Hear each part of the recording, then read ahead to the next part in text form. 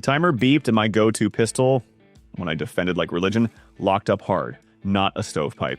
The slide hung half open with a round jammed nose up. I smacked the mag, racked it, smacked it again. Nothing. Instructor just stared. Somebody behind me chuckled, quiet but loud enough. I had cleaned it that morning.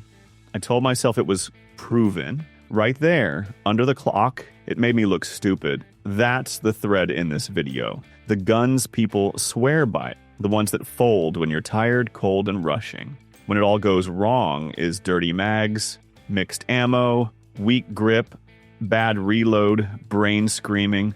I kept 7 handguns after that day because they stayed boring in that mess. And the last one on this list, it hurts my ego, but it's the one I grab when I stop lying to myself. One of these still annoys me because it shouldn't run that well, but it does.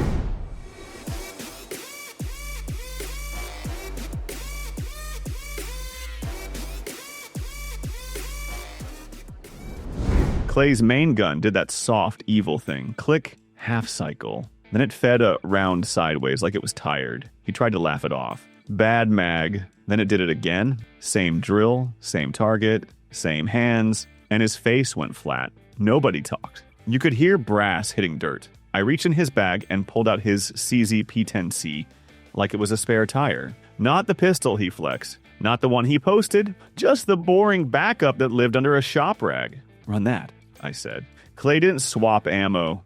Didn't baby it. Same dirty mags that just embarrassed him. Same mixed 9mm from the bottom of the can. Timer beeped.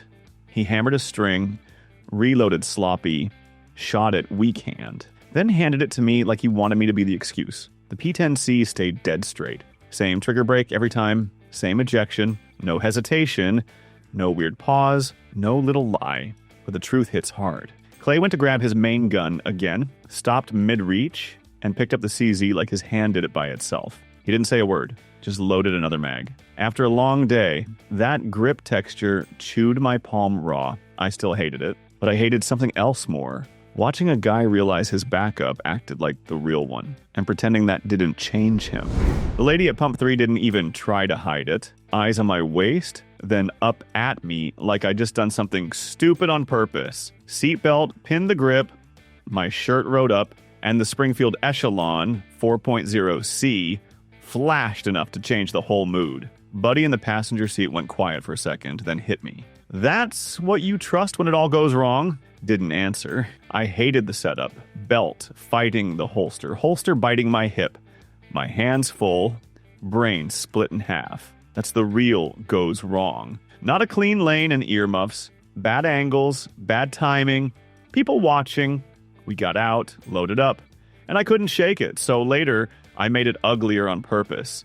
Seated draws, belt on, torso twisted, one hand busy, grip coming in crooked like it would in real life. If a pistol was gonna get weird, that was the moment. The Echelon didn't. It cleared clean, settled fast, and the trigger broke the same every rep. Plates rang even when my wrist felt wrong and my head was still stuck on that stair at the gas station. Buddy stopped smirking, just nodded once. That night, I still checked the mag, like I didn't earn how easy it ran. What came after that? I went to a hammer gun that scares people on sight, and I regretted it almost immediately. The knock came hard. 2 hits, a pause, then another. Like whoever it was got pissed mid-thought. Hallway light was garbage. Door chain still on. My heart jumped ahead of my brain. I slid the Grand Power K 100 out of the drawer and hated it immediately because this one looks like a problem in your hand. Hammer back there, heavier frame. It doesn't read defense, it reads don't test me. Steve, open up. Voice I didn't recognize. Not a cop voice, not a neighbor either. More like somebody who already decided I was going to argue. Chain came off. Door cracked. He saw metal and his whole face changed. Not panic. Calculation. Shoulders dropped half an inch. Tone turned polite like a switch flipped. Hey, my bad. Wrong unit. He didn't leave fast. He backed up slow. Hands open. Eyes glued to the gun like he was trying to memorize it. And I hated that part. Because nothing even happened and the hallway still got hotter. I didn't point it. Didn't raise it. Just held it low and steady. And felt that long first pull sitting there like a brake. Keeping me from doing something sharp.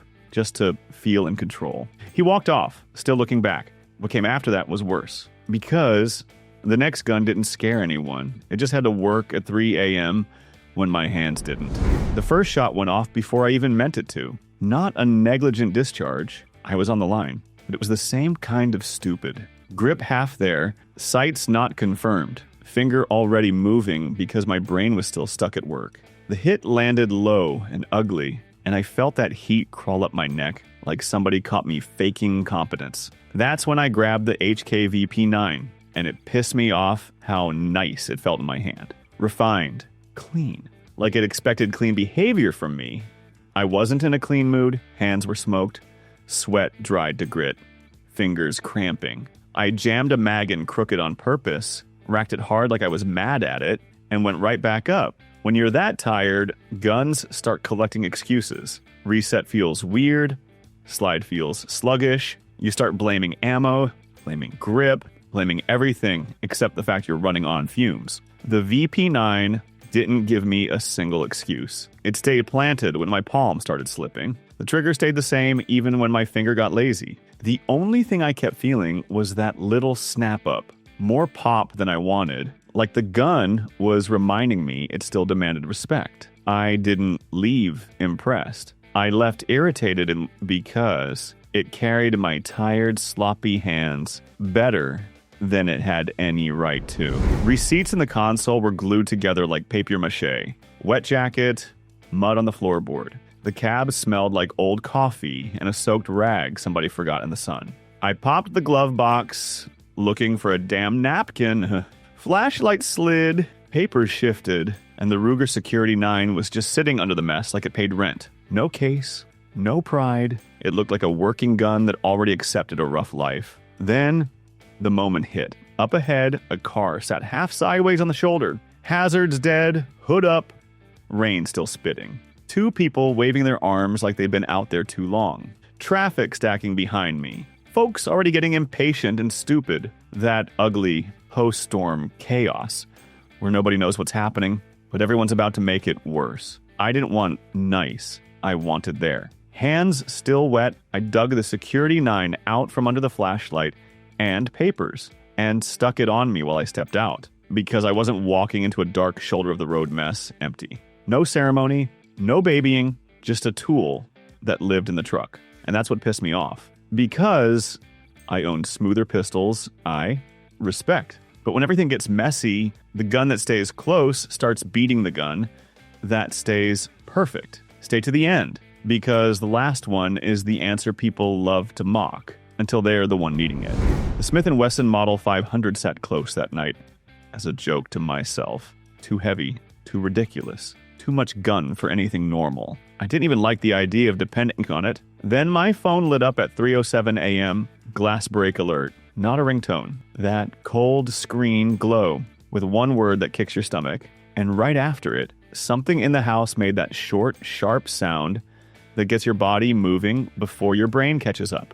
My hand went to the Model 500. First thing I felt was the weight. Normally that weight annoyed the hell out of me. In that moment, it felt like certainty. Like an answer that didn't need me to be fully awake and perfect. No magazine to see, no slide to think about. No, did it go fully into battery? No grip pressure doubt. Just a cylinder, a trigger, and force that didn't care if my hands were shaking. I moved down the hall with that Canon low, phone still glowing in the other hand. Back door locked. Window looked fine, but the side gate outside was swinging. Slow, lazy. Like somebody pushed it and left. No clean ending, no target, just proof something tripped and something moved, and I was late by seconds. The last one is the gun I talk trash about and still reach for when my throat goes dry. I tried to replace the Glock 19 Gen 5 like I was done with it. Newer pistol, smoother, more exciting. For a couple of weeks, I walked around feeling smart, like I finally graduated from boring plastic. Then it started doing that small, evil stuff that ruins you. Not a movie jam, just a hesitation, a bad feed, a round that didn't want to go home. One moment where I looked down and thought, not now, and once that thought shows up, it never really leaves. Every mag after that, you're listening for the next lie. I got mad and dug in the bag like I was grabbing a wrench. The Glock was in there like an afterthought.